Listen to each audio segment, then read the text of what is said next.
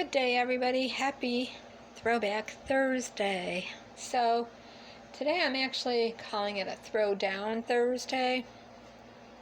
I had a sale item that I bought. I'm in the kitchen. My name is Maria. Welcome to my channel.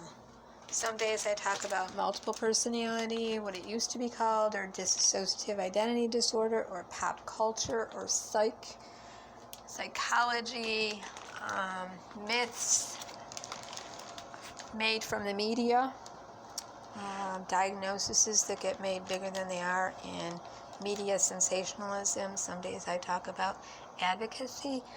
Some days I talk about fashion. Some days I talk about my cat. And most days I talk about crochet, knitting, and food. So, everybody knows the food prices have gone way up, right? Everybody knows this. Okay, so if you don't know this, you've been living under a rock.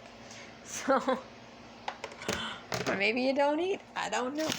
But, I hope you do. I know there's a lot of food scarce people out there, so this is why I had to find something to do with this. I had a coupon, which was $1 off, and I also had a sale, which I believe was it was either 2 for $3 or 2 for $5. Don't remember.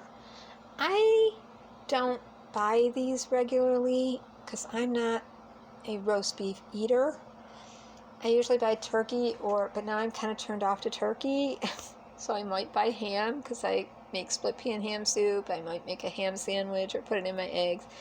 So I'm really not a deli meat kind of person, and if I'm going to eat deli meat, I'm not going to go with one that's got a whole bunch of stuff in it. So I saw this, no nitrates, no MSG, no whatever, but it does have caramel added.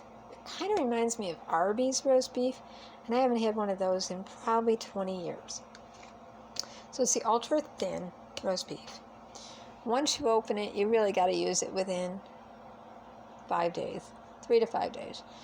So I have a good refrigerator. I keep it at a good temperature, but I was like, what am I going to do with this? I don't want to put it in a salad. It just, when you're not used to eating deli meat, I don't know.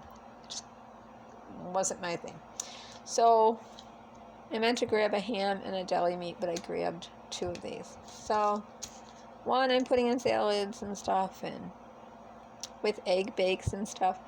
And this one I decided to, I asked everybody, asked my daughter, asked everybody, I'm like, what do I do with this? Can I put it in the slow cooker?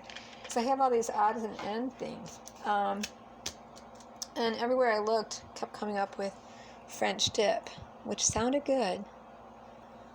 But I don't have any bread. I have some flour tortillas. I might be able to make some fajitas. I was thinking I might do that, but somewhere in the middle of it, I remembered my dad, our family restaurant that my dad started, the original restaurant.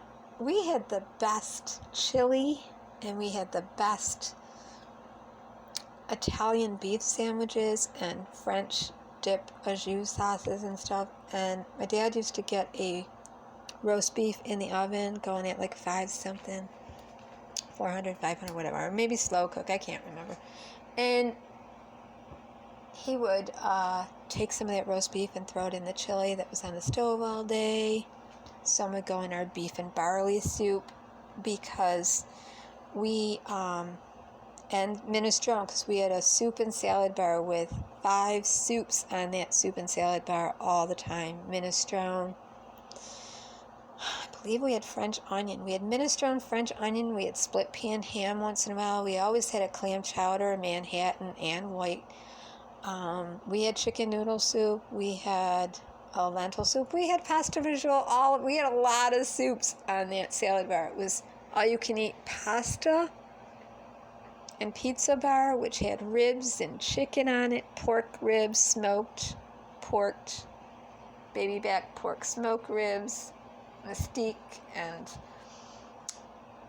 smoked hickory, smoked and mesquite barbecue. And then we had the beef ribs that looked like the Flintstones ribs. And then we had all the pizza you could eat, any kind. All the pasta you could eat, any kind. All the soups, 3 or 4 different breads. we had that for lunch and we had that for dinner. And my dad just gave away tons of food all the time at a really decent price. And people really could just keep going up and loading up their plate. But he made the best Italian beef. And I don't know, I just got it in my head, I want to make Italian beef. So I made the spices to do that, but then I had some odds and ends left over. And this is, I'm just going to call this my Italian beef stew. So I chopped up, and I did rinse this a little bit because it kind of had seasoning. It contains up to 20% of seasoning solution. So I rinsed it a little bit and really patted it dry. Chopped it down. I'll turn on the light so you can see. Popped it in my slow cooker. And then I added water to it, 2 cups, with 2 no sodium beef broth. I have a little bit of cornstarch ready if I need it. I used fresh parsley. I used some grape tomatoes. That's going to give it the depth and richness. Some onion and some onion powder. So I chopped up some onion. There's parsley in there. Potato. Some carrots. They're really scrawny looking. I had 2 of them, so I got rid of them. Celery. Way too expensive for a head of celery, so I only used 1 stalk. I mean, you have to make things that are really going to last. This is going to last. I could pull out some of the beef, throw it on a flour tortilla, which really wouldn't be an Italian beef anymore, but it's got the flavoring of it. So I used garlic, onion, basil, oregano, thyme and rosemary, a little crushed hot pepper, some grape tomatoes, beef broth, what else is in there? Onions, and that's it. And I've got it cooking for 3 hours on high. I've got almost an hour and a half left, and it smells amazing in here. It smells absolutely amazing. Oh, I did put a splash of balsamic vinegar in there too, because I didn't have red wine, and that will work fine. And then the rest of that I'm going to use up with my romaine lettuce, and I got some cucumbers and tomatoes, and I got some bean sprouts. I was thinking of putting bean sprouts in it, but that kind of threw it. I don't know. If I make a fajita, I might throw some bean sprouts in it. I was really wanting bean sprouts. But that's what I'm making so far. I could keep the potatoes just as they are. They're just two regular medium size, small to medium size cooking potatoes that I cut into like steak fries. And I put a little rosemary on them. And I don't know, I might throw a little dill in there. I'm just kind of playing with my spices.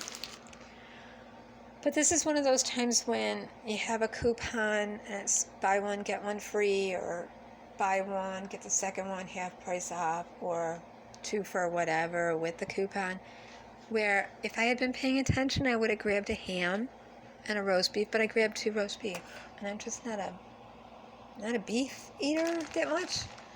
So, although I like a good pot roast and a good piece of steak, I really do. So the rest of it I'm going to use in an egg and beef and potato bake. Then I'm going to put the egg over and in the oven at 400. And some of it I'm going to throw into some ground turkey and ground beef that I have left over to make chili with some black beans, because I don't have red beans. And I'm going to make the famous not Jennifer Aniston salad again today, because I got to tell you, even though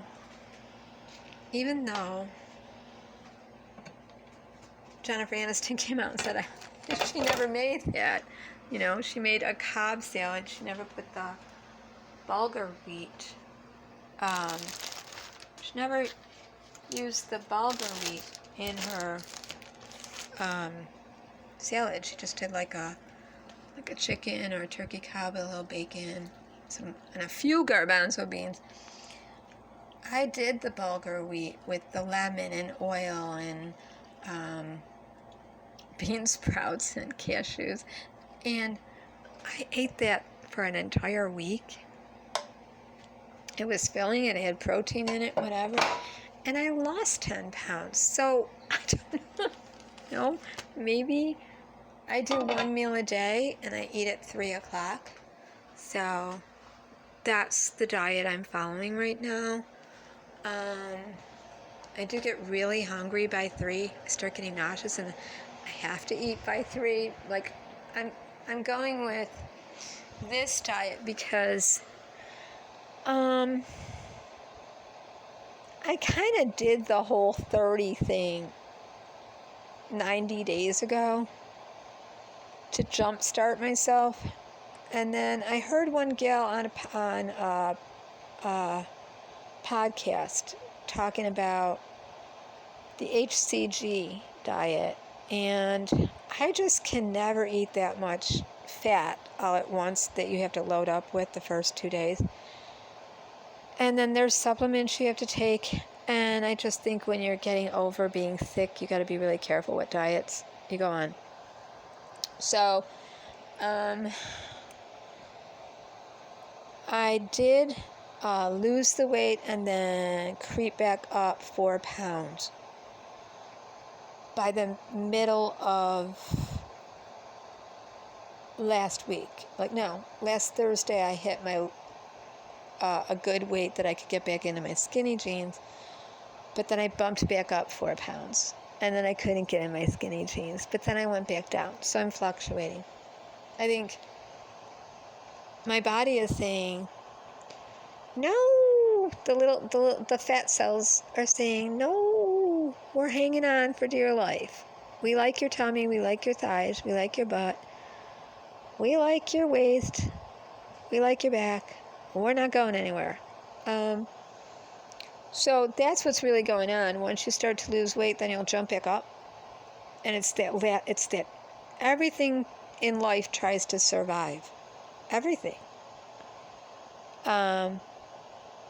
I find that when I'm getting low on drinking water, my body will start accumulating fluid, and I'll have to remind myself, drink enough water, or I'll start bloating and getting actual fluid retention. But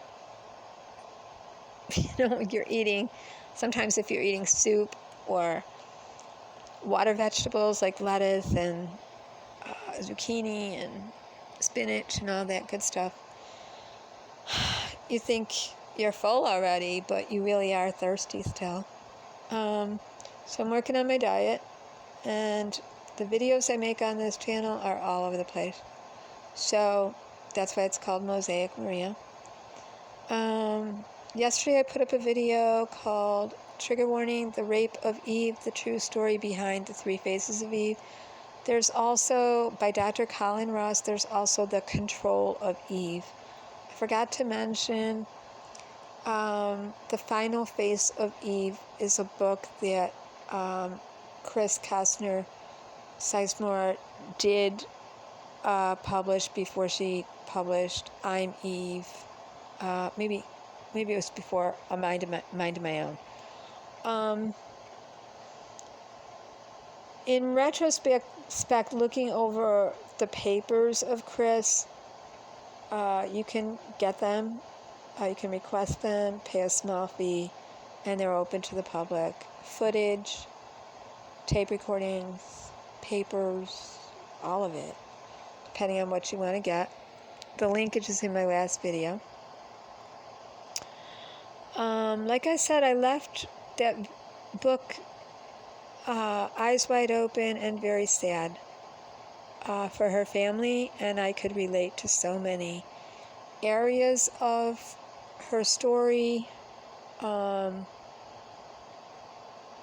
I think if some of us would be very honest, there's a lot more of us out there that were diagnosed in the 80s and 90s that can relate to Chris Kastner's experience of living with at the time, multiple personality or dual personality, which they called it also, and now DID.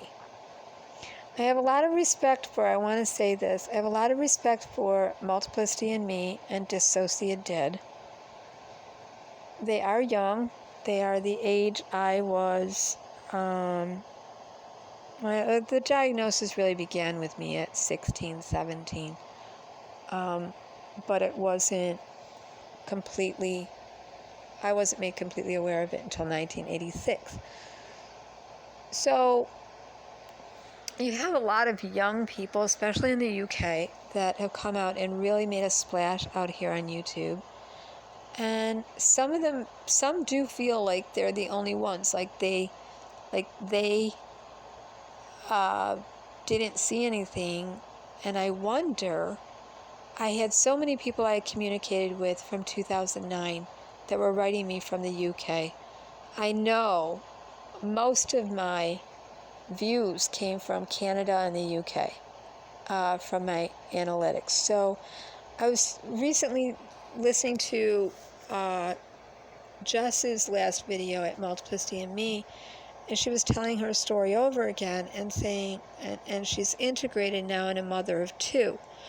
And she was saying that when she was first getting diagnosed, there was absolutely nothing on the internet, which I felt really sad, because I was like, yes, there was. Yes, there was. We were out here talking about it every day. How did you not? How did you not? And then I remembered a gal that used to write me all the time and say, we're going to use puzzle pieces. And all I can say is there was correspondence between us. And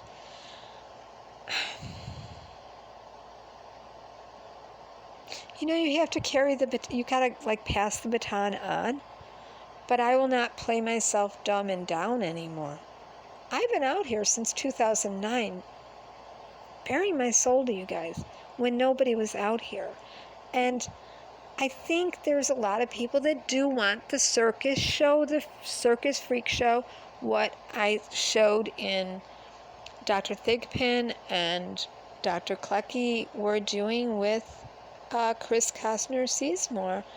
And I don't think people are interested in the subtle nuances of everyday life that is just not that sensational. When Multiplicity in Me came out, it was really like they were really showing their personality system boldly, like overtly, loud and proud all over the place. And so was Dissociative Did. And so were many, Team Pinata and Entropy System. It's just everybody. I didn't have that experience. I had children to consider. I had a family to consider. I had years of stigma and basically being told, go sit in the corner, we'll take care of it. Go sit down, go relax, and we got it. And also, I don't think we talk about enough how vulnerable we make ourselves to people like, and this is not any disrespect to Lima Javeramovic from Aura, but there are technologies going on now that are just so cutting edge, like virtual immersion therapy. There's tweaking the brain with electric shock, not electric shock therapy, but like tapping the brain with electrical impulses to improve parts of the brain in memory, which really blows my mind, because we know that ECT is used to really kind of wipe out and reset in a difficult way. And although it's come a far way and more humane, it still takes a toll on the body. And now they're talking about people that have memory issues with Alzheimer's, dementias, but people that have OCD, people that have trauma memories, tweaking the brain with electrical tapping, like not like little currents, like not the whole shock thing like ECT. And they always look for in science the vulnerable populations that would benefit. Like, how do we fix somebody that's, because when you think about it, if somebody's in a medical system forever, it's money, it's taxpayers' dollars. I'm watching with complete horror as homeless people are being evicted from their sanctuary parks and camps. These are the homeless that are chosen and that really do not do well indoors. There's no other way to say it. They don't do well in a hotel, in a room. Anything could set them off, meaning not all of them, not all, but there is a subset group of homeless that you cannot bring in off the street. I've said this over and over and over again. And these are the people that really needed to, unfortunately, stay in a hospital forever, but insurance companies said no. They needed a better living situation in a hospital where they could get care. To put them actually in a hotel room beside all kinds of other stimuli and situations, it's scary to see this happening. So I guess my shout out to Dissociative Did was, with all that's going on in her life, I wish her well, and thank you for making that statement about you having not endorsed Lima's work. I think there's a place for Lima's work, but not when you add conservatorship to it. And Jess, I love the information you've given. I love your cheery attitude. I love every part of you. And Gaz, but it sounds terrible to say, but yet, I can't understand how you don't remember. Well, I guess maybe you don't remember writing to me, but I really did encourage you. You wrote me about you're going to start a big website. What did I think of puzzle pieces? And I came back and said, I really am tired of the puzzle pieces because I don't think it's a puzzle. I think we all make sense together. And people have used the puzzle for autism. People have used the puzzle. We had this whole conversation. And yet when I see your videos, you say that when you came out, there was nothing. I've been out here since 2009. There was nobody out here but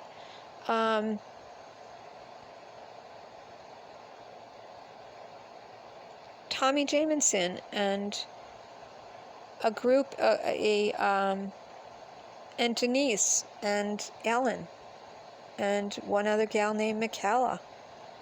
There was So Here We Are. There was, I can't think of her name right now. Amy, hello, I know you were there. Devin, I know you were there. And Cheryl, hey, I know you were there. Lori, hey, I know you were there. There were so many people, and I just can't listen to, I can't dummy myself down anymore. I can't watch the young people on TikTok playing with DID. Too many people have lost too much in their life. There's been too many convenient, on-time integrations when people have become pregnant and want to be a mother. But if you were diagnosed when you were a mother, you were probably told you shouldn't be a mother. Many of us ended up having hysterectomies. I didn't want a hysterectomy. I was 32 years old. When I was diagnosed with MPD, my gynecologist talked me into a hysterectomy because I had had heavy bleeding my whole life. But really, what he was saying is, you shouldn't have any more kids, Maria. And I knew that. I knew it. He spoke it to other people, and it got back to me. And when I think of all the people I referred to him, so some of us at 32 years old lost the ability to have children because, and they filed it under, well, you're bleeding too much, you got menorrhea or whatever, or you got a fibroid. Well, what the hell do we know? Do we know if we got a fibroid? I just remember my doctor saying to me, you got a little girl, you got a little boy, you're going through a divorce, you're dealing with all this multiple personality, and you've had meningitis so many times, you're sick. Let's just take that uterus out. I've really been grieving that lately. I think it's been very hard to watch other people come out here and say, I'm a mother and I'm married and you got your little reality show. So many people. Reality show, this is my life. Meet all the alters. This is my life, switching around all over the place. Oh, I don't remember. Oh, did I just do that? Oh, my husband knows. My kids know all my alters. It's okay. I had such a different experience. So I do want to say, I'm feeling all the emotions in the integration now. And there's so many parts of me that I own that I'm sad about, that I let doctors tell me what I could and couldn't do, how it would probably progress. I had people in my family say I did things I didn't do, and I agreed with them. I was a social worker.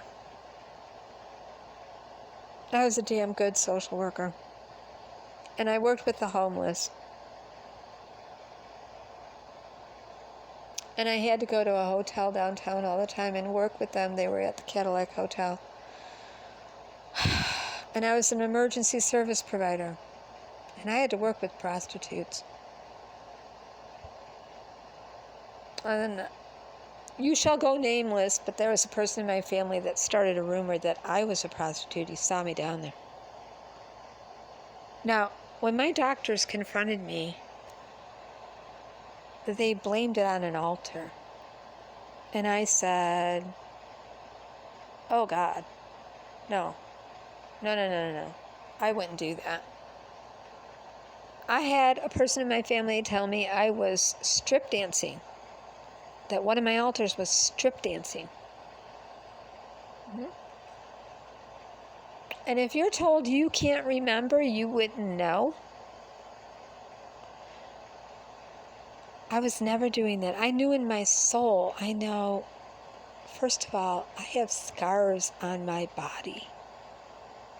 I would have never shown scars on my chest. A scar from the top of my chest to the bottom of my chest. And I'm believing people that I was exotic dancing. I can't even dance.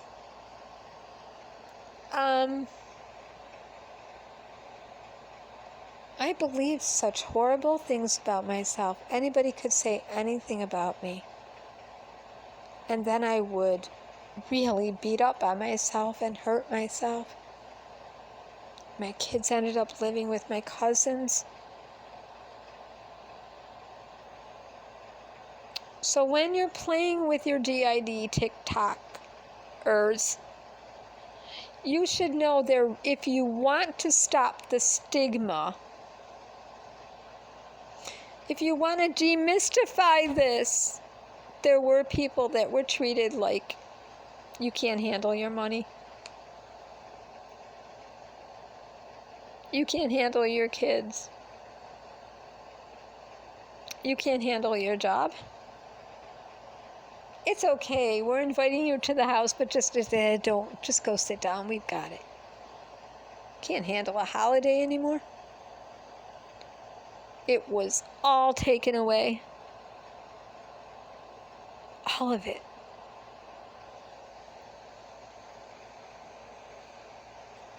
If that's not a conservatorship, a guardianship, I don't know what is. A self-made prison because I believed liars when I knew the truth. Yes,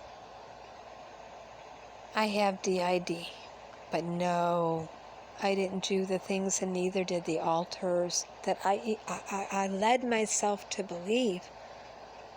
Because really, and I have to wonder why people would play me like that. Why? What was the motive?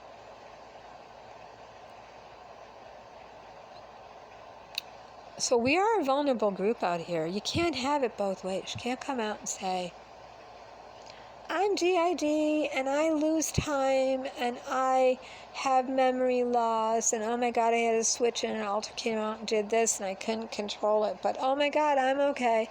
I'm a mother. I'm working. I got my significant other here. I have my house.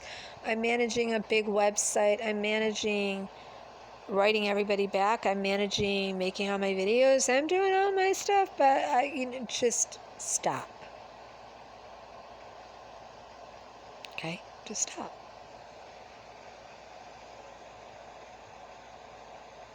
So when I saw the tides turning on YouTube was when Multiplicity and Me came from the UK and Dissociative did. And even though you guys say you weren't seeking a diagnosis, you went in search of a diagnosis with a man who was not qualified to give a diagnosis and who was only there to assess and evaluate and then send you on. So you already had an idea of what it probably was. Now, Jess, you did a wonderful video about why people shouldn't really self-diagnose. I feel the same way. I had no idea. I went to the doctor for panic attacks and body pain that nobody could find answers for. And in those panic attacks, I would have a few flashbacks, but I always knew what happened in my life. There was no deep repressed memory to uncover. I always knew. I came from a home that was very turbulent, domestic violence, abuse,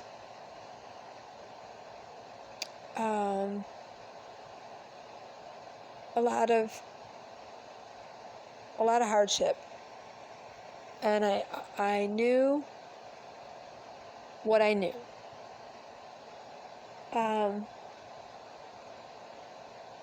But I didn't attach any feelings to it. I made excuses for people. I said, well, I love them.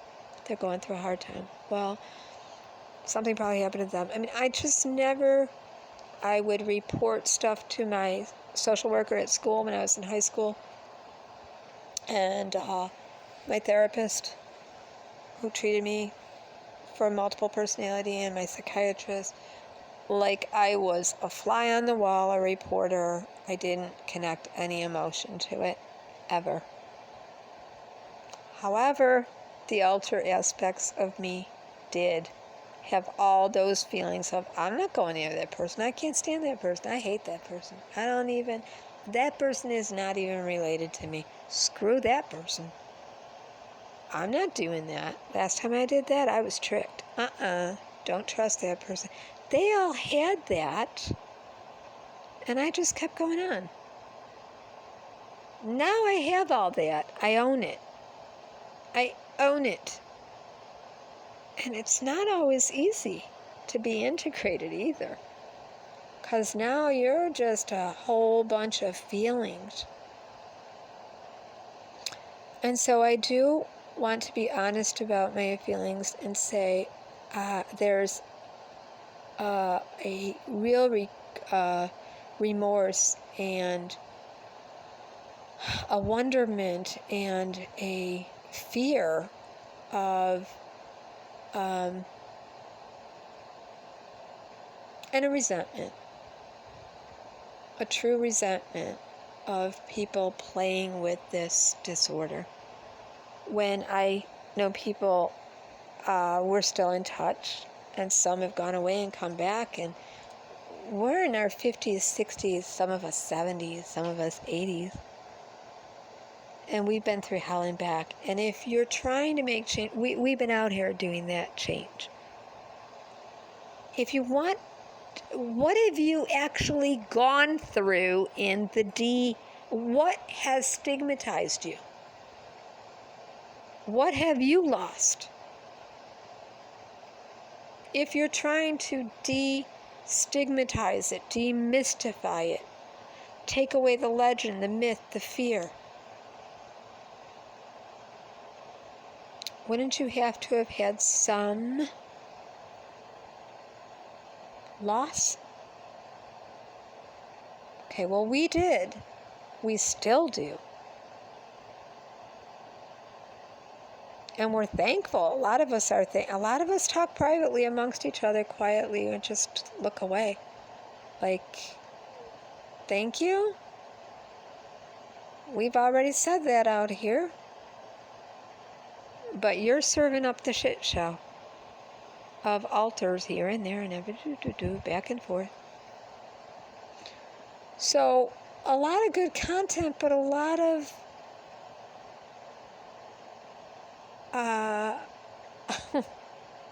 let's just say you've gotten your 15 minutes.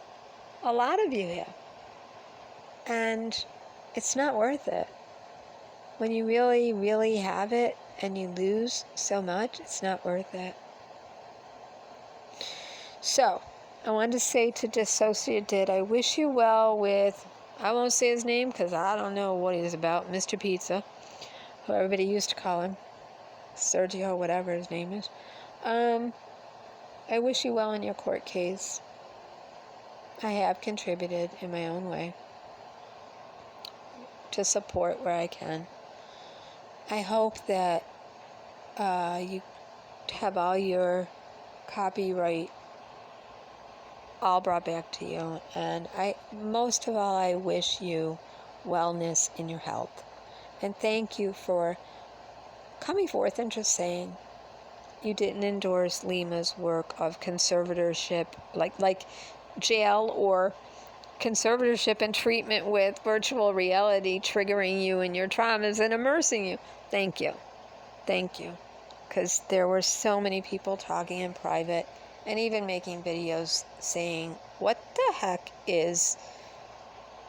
That was when Chloe was there, but now there's Kaya there, and Chloe's supposed to still be with Kaya, so what were they doing? And why was Lima getting so close to Chloe? And okay, so Dahlia and Dia, her twin sisters, were diagnosed this, but after watching a marathon of Dissociative DID's channel. So there's all that drama, and hopefully it's going to calm down, I hope. And then there was just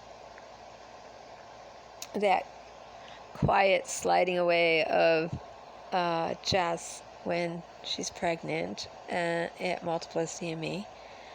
And everything going copacetic again, mommy bound. And I'm so happy for you and Gaz.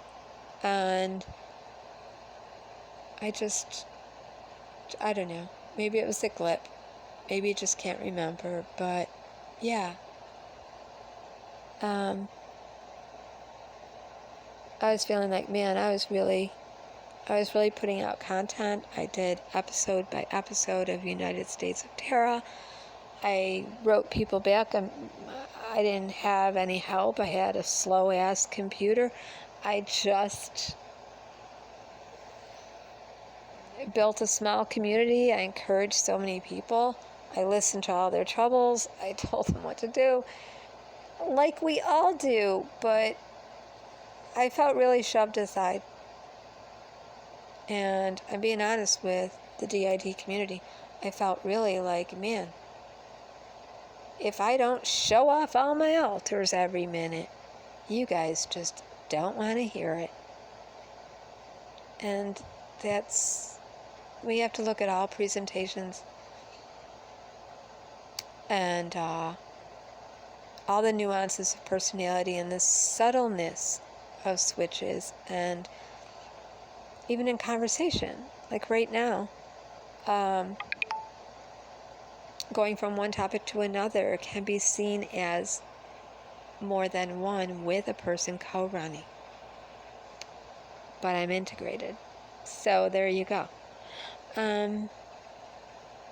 Anyways, that's my video for today. Some of us lost a lot.